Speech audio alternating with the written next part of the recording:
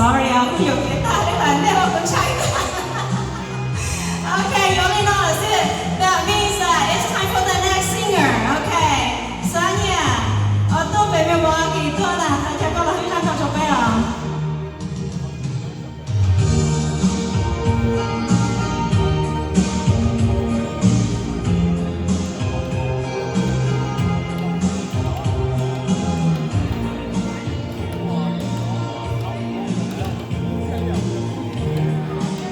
Okay, cũng có cái này sau cho cái này sáng ta cho lại bên cái lò dễ thế nào, okay? Alright. Nằm mà cứ tôi nói có lúc cho rau hay là chi mà.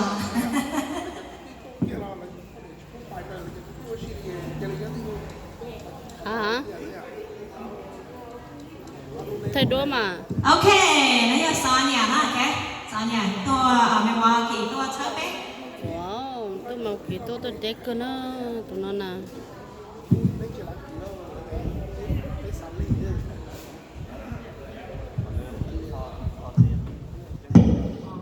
Thật gì đó, quý chị thấy tôi nắng nóng giờ quý nắng liên thì là hay sức thì nhưng chỉ tôi không có tôi các cái chữ trò chung nào thế.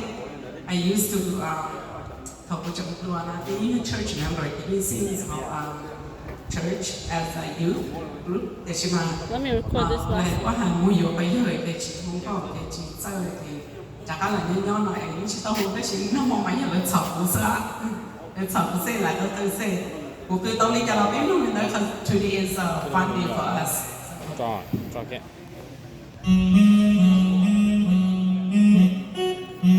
Có nó cho mà.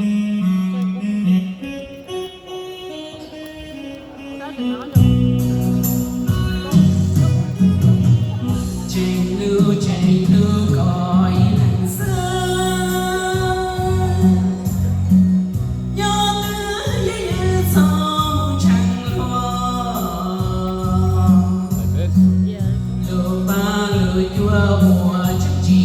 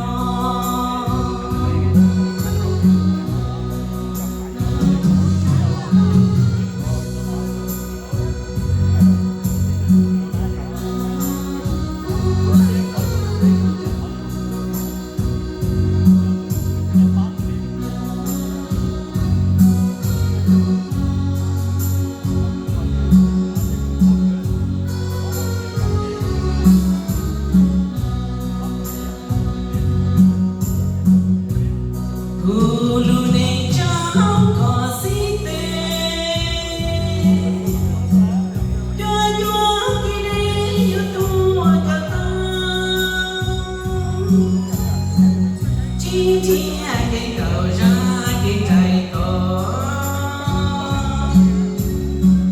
hoa lúa xe lúa cho tim ông lúa trên chua làng nô xe gió Hãy subscribe cho kênh Ghiền Mì Gõ để không bỏ lỡ những video hấp dẫn